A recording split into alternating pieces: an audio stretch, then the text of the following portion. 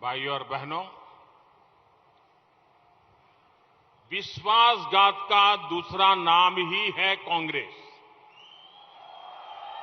कांग्रेस ने देश के किसानों के साथ भी हमेशा विश्वासघात किया है। कांग्रेस पहले उन परिस्थितियों को बनाने में ताकत लगाती थी जो किसानों को कर्ज में डुबो दे, फिर चुनाव आने पर कर्ज माफी का दिखावा करती थी। आप याद कीजिए, 2008 में चुनाव से पहले कांग्रेस ने झूठी कर्ज माफी घोषित की थी। ये कर्ज माफी सिर्फ उनके लिए थी जो कांग्रेस के साथ मिले जुले थे और कांग्रेस जिनको बैंक से लोन दिलवाती थी। आप सोचिए, जब देश के करोड़ों छोटे किसानों के पास कभी बैंक का दरवाजा तक नहीं खुलता था, कभी जिनका बैंक में खाता नहीं था, जब कर्ज माफी होगी तो उसको लाभ कहां से मिलेगा? वो छोटे किसान बैंकों से नहीं बल्कि दूसरे ब्याजखोरों से, बाजार से कर्ज लेते थे।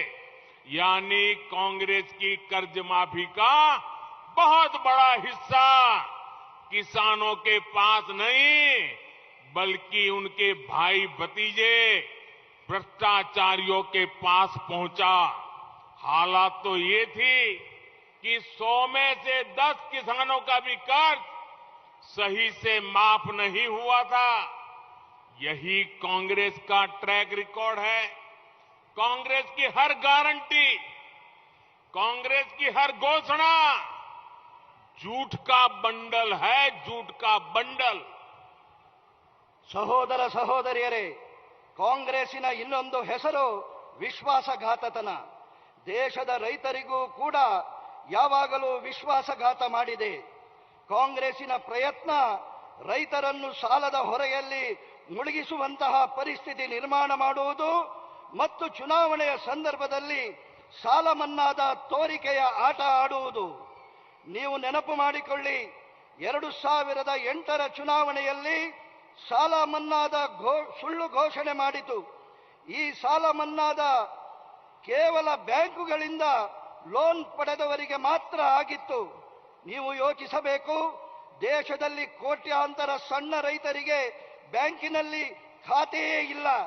ಅಂಥವರಿಗೆ ಸಾಲ ಮನ್ನಾದ ಸೌಲಭ್ಯ ಹೇಗೆ ಸಿಗಲು ಸಾಧ್ಯ? ಅಂತಹ ರೈತರು ಬ್ಯಾಂಕಿನಿಂದ ಬದಲಾಗಿ ಬಡ್ಡಿಕೋರರಿಂದ, ಖಾಸಗಿ ವ್ಯಕ್ತಿಗಳಿಂದ ಸಾಲ ಪಡೆಯುತ್ತಿದ್ದರು. ಅಂದರೆ ಕಾಂಗ್ರೆಸ್ಸಿನ ಸಾಲ ಮನ್ನಾದ ಬಹುದೊಡ್ಡ ಭಾಗ ರೈತರಿಗೆ ತಲುಪುತ್ತಿರಲಿಲ್ಲ. ಅದರ ಬದಲಾಗಿ ಕಾಂಗ್ರೆಸ್ಸಿನ ಜನರ ಭ್ರಷ್ಟಾಚಾರಿಗಳ ಕೈ ಸೇರುತ್ತಿತ್ತು. 100ರಲ್ಲಿ 10 ರೈತರಿಗೂ ಸಾಲ ಮನ್ನಾ ಆಗದ ಪರಿಸ್ಥಿತಿ. ಇದು ಕಾಂಗ್ರೆಸ್ ನಡೆದು ಬಂದ ದಾರಿ. ಕಾಂಗ್ರೆಸ್ಸಿನ ಪ್ರತಿಯೊಂದು ಗ್ಯಾರಂಟಿ, ಕಾಂಗ್ರೆಸ್ಸಿನ ಪ್ರತಿಯೊಂದು ಘೋಷಣೆ ಅದು ಸುಳ್ಳಿನ ದೊಡ್ಡ ಮೂಟೆ. साथियों, आजकल कांग्रेस के लोग यहां भी झूठी गारंटी लेकर घूम रहे हैं। मैं आपको बताता हूं सच्ची गारंटी क्या होती है। हम पीएम किसान सम्मान निधि से हर साल हजारों करोड़ रुपए देते हैं, वो भी सीधे किसान के बैंक अकाउंट में।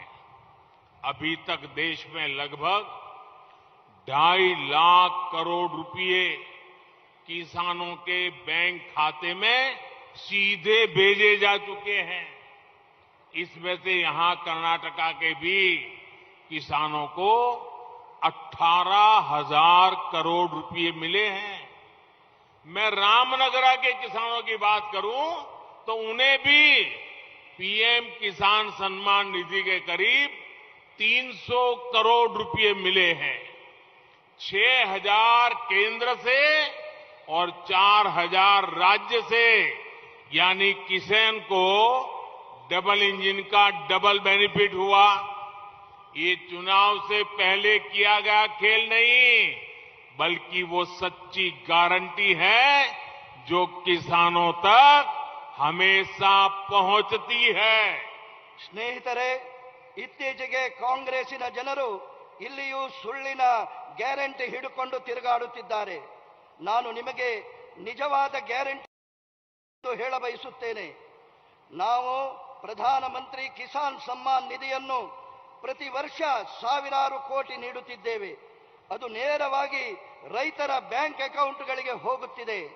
ಇಲ್ಲಿಯವರೆಗೆ ಸುಮಾರು 2.5 ಲಕ್ಷ ಕೋಟಿ ರೂಪಾಯಿಗಳು ರೈತರ ಅಕೌಂಟ್ಗಳಿಗೆ ಕಳಿಸಲ್ಪಟ್ಟಿದೆ. ಅದರಲ್ಲಿ ಕರ್ನಾಟಕದ ರೈತರಿಗೆ 18,000 ಕೋಟಿ ರೂಪಾಯಿಗಳು ಸಿಕ್ಕಿರುತ್ತದೆ.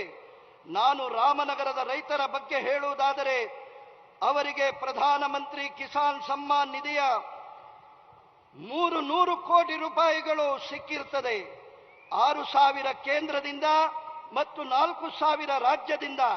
ಅಂದರೆ ಡಬಲ್ ಇಂಜಿನ್ ಸರ್ಕಾರದಿಂದ ರೈತರಿಗೆ ಡಬಲ್ ಲಾಭ ಆಗಿದೆ.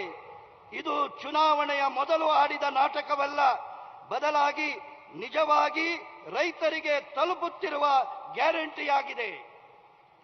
साथियों, केंद्र की बीजेपी सरकार ने देश के हर गरीब को 5 लाख रुपए तक के मुफ्त इलाज की भी गारंटी दी है। यहां रामनगरा के भी 3 लाख गरीबों को आयुष्मान भारत का लाभ मिला है। अब उनके पास एक गारंटी है, वो सरकारी या प्राइवेट अस्पताल में जाकर 5 लाख रुपए तक का मुफ्त इलाज करा सकते हैं। यही होती है सच्ची गारंटी। ಸ್ನೇಹಿತರೆ, ಕೇಂದ್ರ ಸರ್ಕಾರದಿಂದ ದೇಶದ ಪ್ರತಿಯೊಬ್ಬ ಬಡವನಿಗೂ 5 ಲಕ್ಷ ರೂಪಾಯಿಯವರೆಗೆ ಉಚಿತ ಚಿಕಿತ್ಸೆಯ ಗ್ಯಾರಂಟಿ ಇದೆ. ಇಲ್ಲಿ ರಾಮನಗರದಲ್ಲಿಯೂ 3 ಲಕ್ಷ ಬಡಜನರಿಗೆ ಆಯುಷ್ಮಾನ್ ಭಾರತದ ಲಾಭ ಸಿಕ್ಕಿದೆ. ಅವರ ಬಳಿ ಸರ್ಕಾರಿ ಅಥವಾ ಖಾಸಗಿ ಆಸ್ಪತ್ರೆಗಳಿಗೆ ಹೋಗಿ 5 ಲಕ್ಷ ರೂಪಾಯಿಯವರೆಗೆ ಉಚಿತ ಚಿಕಿತ್ಸೆ ಪಡೆಯುವಂತಹ ಸಾಧ್ಯತೆ ಇದೆ. ಇದು ನಿಜವಾದ ಗ್ಯಾರಂಟಿ.